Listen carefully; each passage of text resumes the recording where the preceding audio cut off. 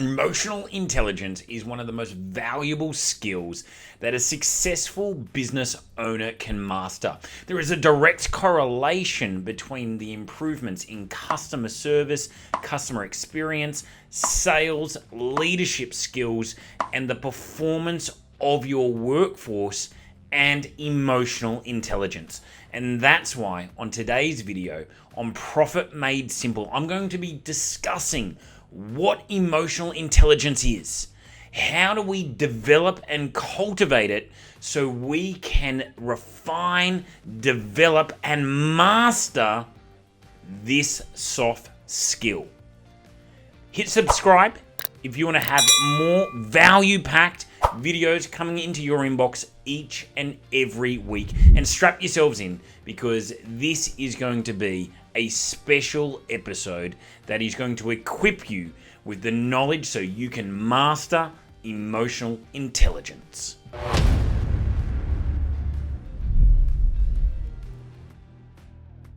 To begin this discussion, we must first define what emotional intelligence is. Now, this is a relatively new space. And just over a decade ago, the psychologist Daniel Goleman, in his book, Emotional Intelligence, Why It Can Matter More Than IQ, popularized the term.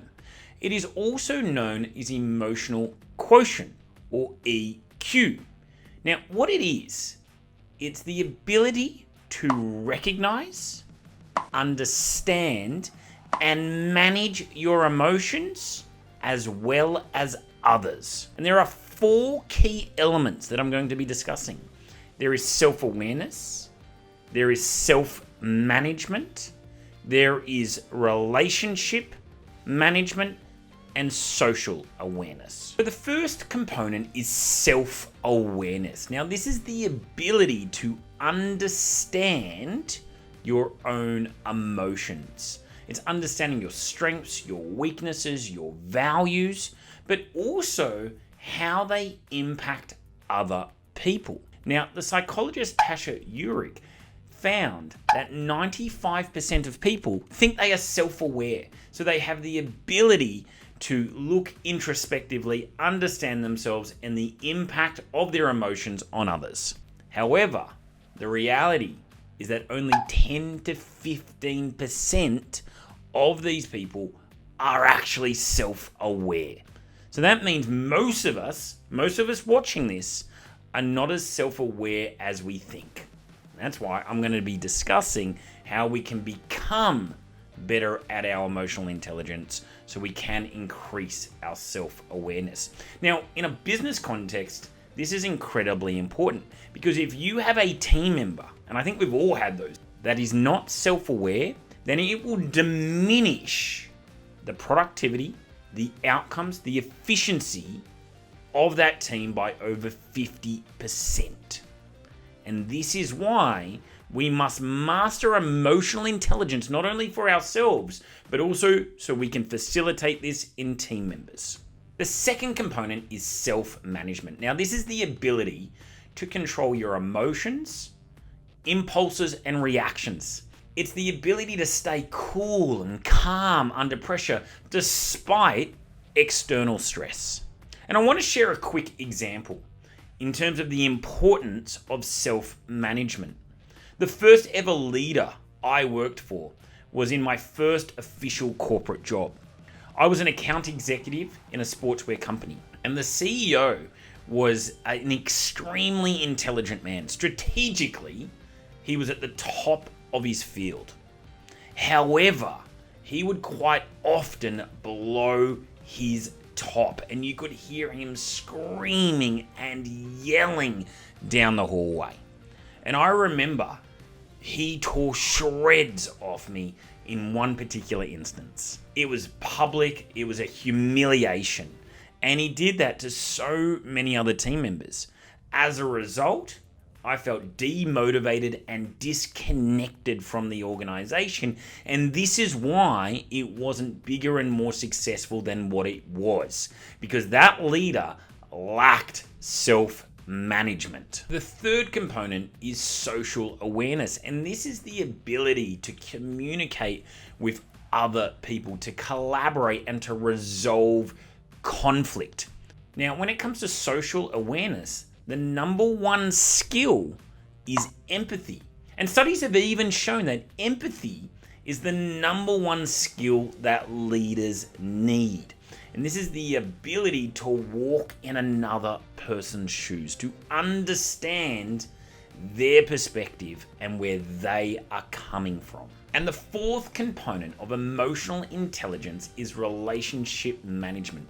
Now, this is the ability to coach, mentor, or influence others. It's the ability to resolve conflict and inspire and motivate the individual. Now, when I look at my own coaching team, I have an incredibly talented team, but there is one coach in particular that has this relationship management skill at a very high level. She coaches the individual. She understands their emotions and is able to tailor the communication accordingly. And what this enables her to do is have a profound impact on them and their business. This is why it's such a critical skill for you to master if you want to be a leader, if you want to have a team that is at a world-class level. So they are the 4 key elements of emotional intelligence. But we want to master emotional intelligence. And why do we want to master emotional intelligence? Because there's 6 key outcomes that will enable your business to be more profitable and more successful. Number 1, if you master emotional intelligence, you will be an effective leader. And I've already mentioned it, but studies have shown that most people, from a IQ perspective, from a talent, from a knowledge base, are fairly similar at the really high level. But to become a great CEO, the skill that is needed is emotional intelligence. This is what separates the good from the great leaders. When you master emotional intelligence, you build better relationships. Now, this is relationships with employees, stakeholders, suppliers, clients. And so therefore that breeds loyalty, and that enables you to have a strategic edge. The third impact of emotional intelligence on business is just better communication within the organization itself. It means that there's more collaboration, there's less conflict, and therefore much greater efficiency and effectiveness within the organization as a whole. The fourth benefit of emotional intelligence on business, and why you want to master emotional intelligence, is better decision making. You see, individuals that are emotionally intelligent balance the emotion and the rationality within big decisions that need to be made. They look at the data, but then they also look at the person. And this balance enables better outcomes. The fifth benefit of emotional intelligence, and why we want to master emotional intelligence, is quick conflict resolution. Someone that has emotional intelligence, they understand their viewpoints and they construct mutually beneficial outcomes and decisions that benefit both parties. This just leads to a really efficient, effective organization that is constantly moving forward.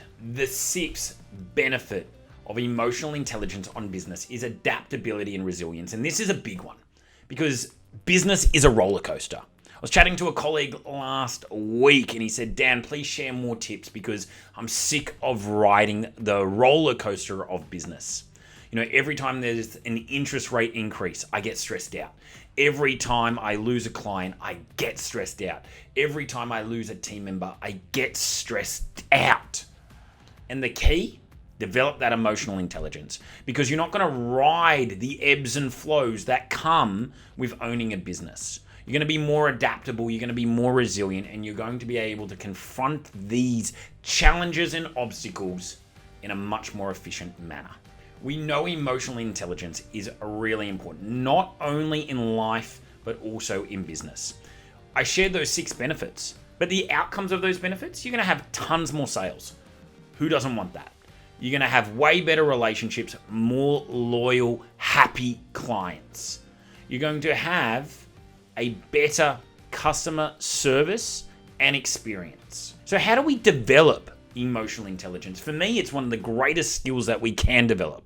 So I'm going to share with you 5 ways that we can develop this incredibly important skill. And the first one is self-awareness. Now, I've been told many times that I lack self-awareness, particularly by those closest to me, i.e. my partner. And so some of the things that I'm doing to get better in this space is, number 1, journaling. Like really looking back on why I reacted a certain way. Number 2 is some mindfulness and meditation, so I can be more aware. And the third one is actually asking people, hey, do you feel like I responded in the appropriate way? Hey, how do you feel I could have communicated that better? Because I'm like the 95% of people who feel like they are self-aware, but the reality is I'm not as self-aware as I should be. But I know by doing these practices and habits, I'm going to be better, and that's going to enable me to be a better leader, a better person, and have better relationships both within and outside business. The second way that we can master emotional intelligence is through self-regulation. Now, there are going to be certain triggers that really frustrate you and that may elicit anger, frustration. And first you must recognize them, but then you must regulate. And so there's quite often times where I want to scream and yell and jump up and down, and I've got to sit myself down and take some deep breaths. I've got to ask myself, what does that unproductive response do to my relationships? And so one of the simple things I'll now do is just pause.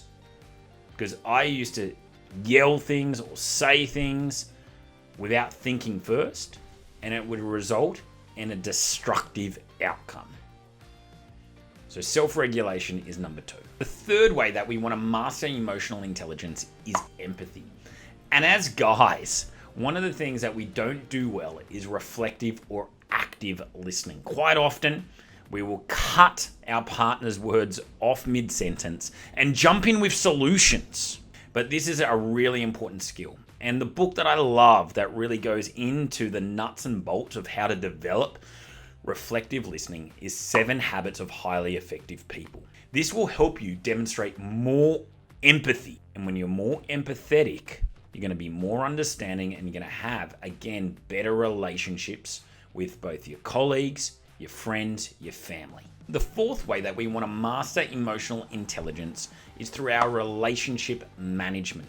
And there's a couple of sides to this. So one side is the ability to resolve conflict and give constructive feedback. On the other side, it's the ability to really show appreciation, gratitude, and support. And so we need to ensure that we're doing both. And the fifth and final way that we can master emotional intelligence is just through continuous learning. You need to be reading books. You need to be attending workshops and seminars. You need to be practicing this and receiving feedback. This is a soft skill. It can be learned, it can be developed, it can be mastered, but only if you commit yourself to the process. Thank you for joining me on this journey and this exploration of emotional intelligence. If you found this video helpful and would like other practical, helpful videos, then simply hit subscribe. And remember this, you have the power to shape your destiny. Master the strategies within this video, progress your emotional intelligence, and watch your profits soar.